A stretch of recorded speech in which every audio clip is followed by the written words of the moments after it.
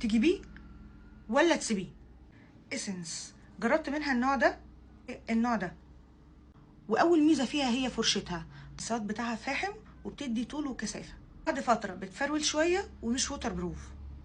التانية نفس الفكره مع اختلاف الفرشه، وبتطول الرموش من الجناب للناس اللي بتحب منظر الليفتنج ده، فخطيره برضو. شي جلام الخضراء وشي جلام البيضة. بالنسبة للخضراء فهي ووتر بروف، البيضة مش ووتر بروف، ما انصحش بيها يوميا، بتطلع بطلوع الروح، دي بتطلع بسهولة.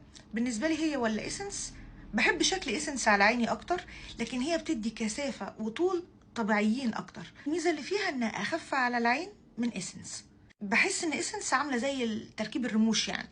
وطبعا الاحسن في السعر بالنسبه لكم هتبقوا اظن اسنس احسن دلوقتي. مع فارق السعر فهي عيش ايه، دي فرشتها.